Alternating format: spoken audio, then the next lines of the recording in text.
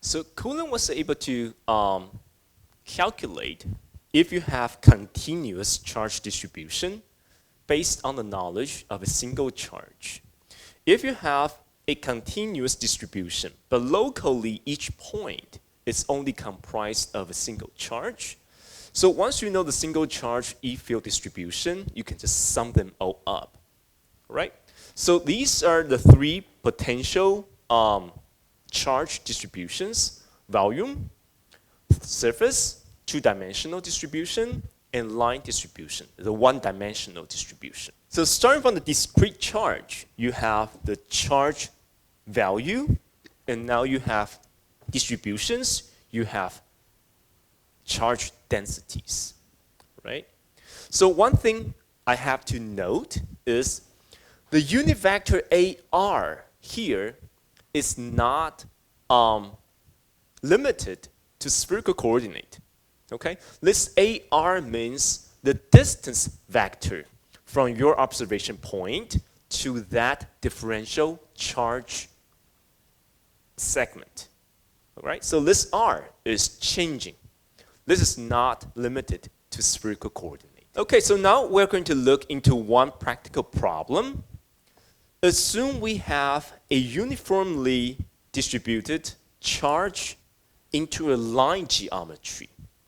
We want to derive its resulting E-field intensity. How should we start? Now, based on the knowledge of Coulomb's law, we have a line distribution, so we have a line charge density.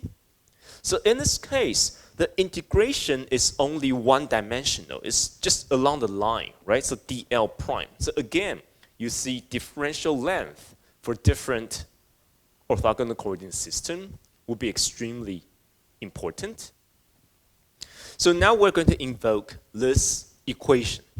We're still using Coulomb's law, but now we have a geometry already specified. It's a line distribution. And the distribution, the charge density is uniform, meaning the charge density is a constant. It's not spatially dependent. So before we start on any problem from now on, the first key issue is choose your preferred orthogonal coordinate system wisely, right? You have to choose a convenient coordinate system so that using this coordinate system, you can easily write down your equation: differential length, differential surface, differential value, right? So think about it. You have a line, and on this line, you have lots and lots of charges uniformly distributed. Which one of the three orthogonal coordinate system should be most suitable for this particular case? If this line has certain radius, basically it looks like a tube or a cylinder. For that reason, for this particular problem, we want to use cylindrical coordinate. Okay, so R, phi, and z. So now you have to think back what I covered for cylindrical coordinate system, right?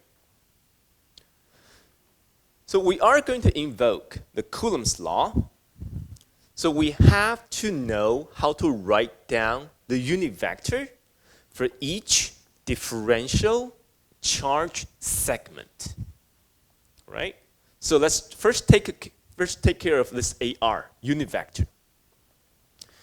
Along this line, I have an observation point, P, which is distanced by R, the radius in the cylindrical coordinate system. So for a given differential charge segment, dz prime, its z location is z prime, right? So this segment has its z value of z prime. Again, I'm using the primed system to denote the charge. I'm using the unprimed system to denote the observation point, right? Now, this R. This is the R, the position vector. It will change as your differential charge segment changes its z prime value. So the first thing you have to find out is how to properly formulate this AR, right? So once you know this R position vector, you basically know AR. AR is just the unit vector. So this R is basically your uncapitalized R vector.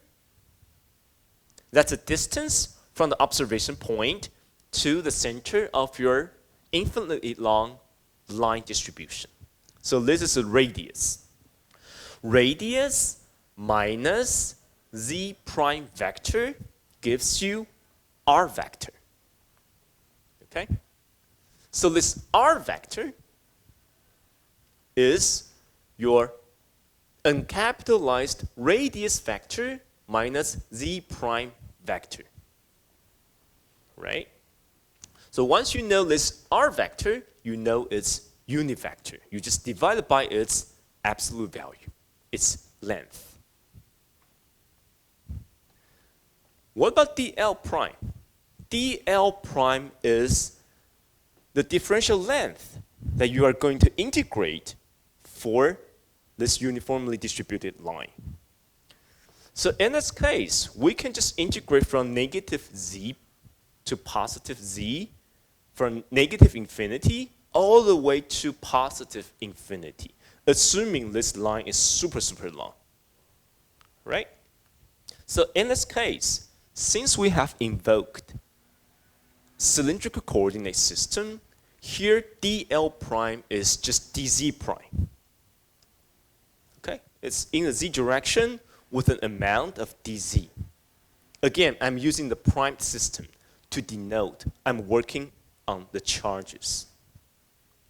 And here the R is the observation point, so it's not having the prime. Okay, so now that we know how to properly formulate this unit vector and this differential length, we can just write down for each differential segment of charge, for a very small length on this line, it will contribute its own E field intensity, right? So that's why I have a dE vector. So this is coming from a very small segment on the line. So this is what I invoked, right, using Coulomb's law. Now, take a close look at this mathematical formula. You will have two contributions. Your E field intensity is a vector, so it will have many components, right? Up to 3 components. But up to now, we see we have the radial component, and we also have the z component. So let me just write it down for you. For each differential segment on the charged line, each segment will contribute 2 components. One is pointing in the radial direction. The other one is pointing in the z direction. Both needs to be performed with a line integration. So at this point, this is the decisive point. It really depends on your knowledge and your understanding to the entire problem to be solved. Maybe one of your fellow classmates can finish the same problem in 1 minute, but you have to spend maybe 3 minutes. Why? You have to be careful. Now you have 2 contributions, but do you need to calculate both? What do I mean by that? look closely. So now we're illustrating the E field intensity, the partial contribution from this small segment, right? So the R vector is pointing downwards with center angle, but somehow at the observation point, I can divide it into the radial direction component and the Z component. Right? So I do have two components. That's according to my anticipation. And truthfully revealed in my derivation, I have two components. This is the Z component, and this is the R component. That's fine. But at this moment, think about it. Do you really need to perform the line integration for both components? For the Z component, currently I have a differential segment having the positive Z prime position. And that segment is giving me a Z component pointing downwards.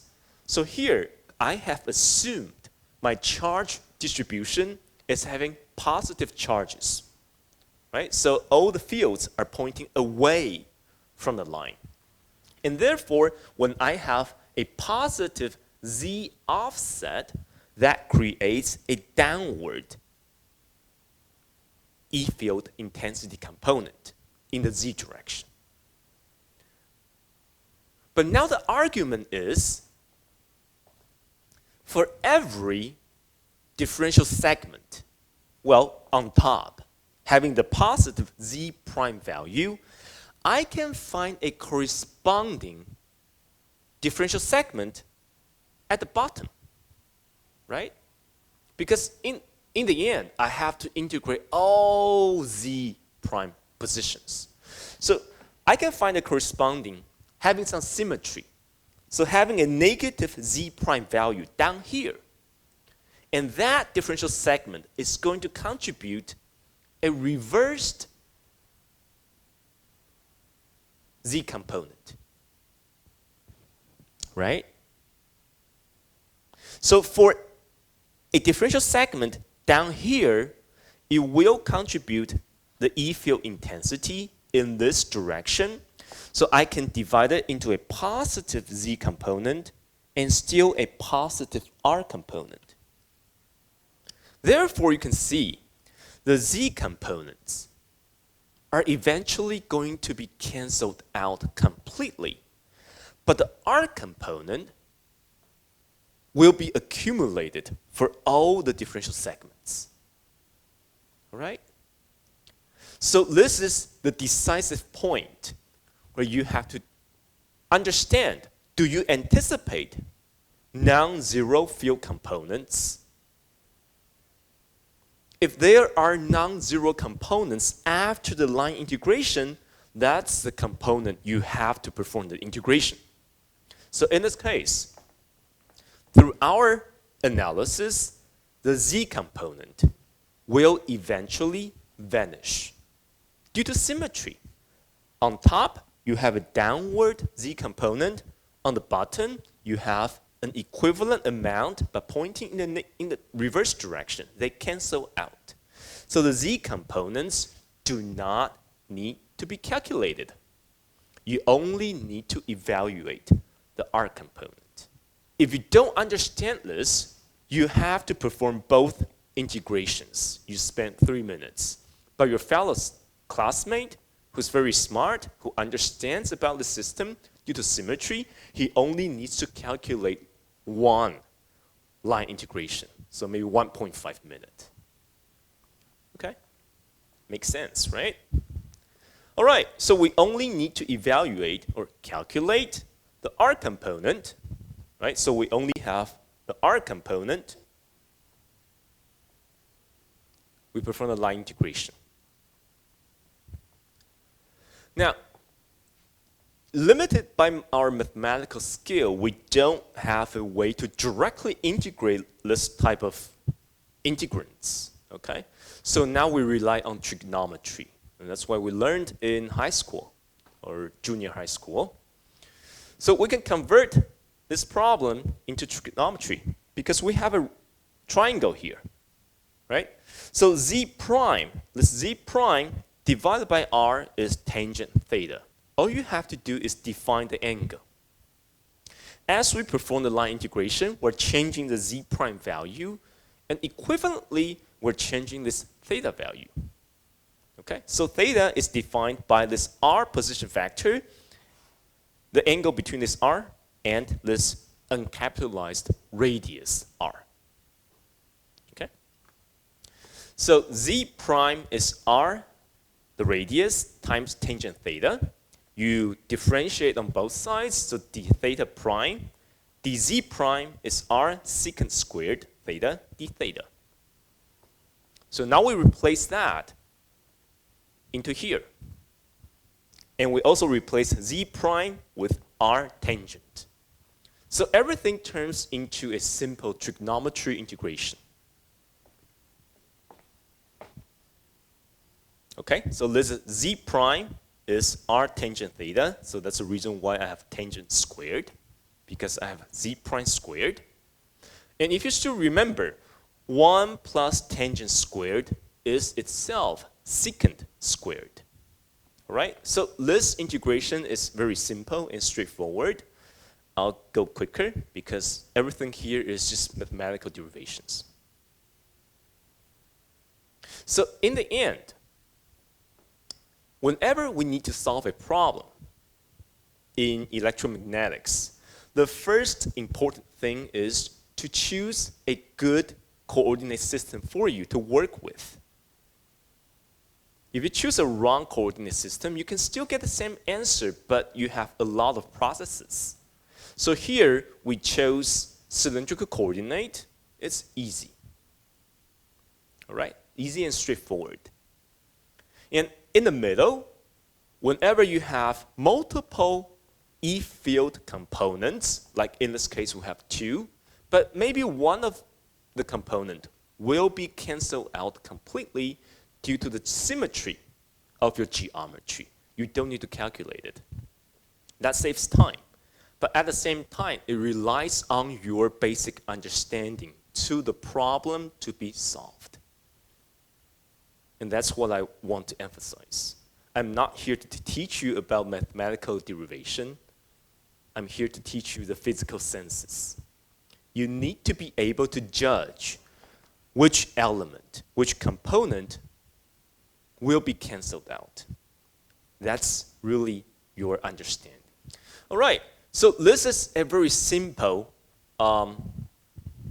illustration on how to use Coulomb's law. Coulomb's law, in my own personal opinion, is more tedious because it treats everything as the sum of single charges.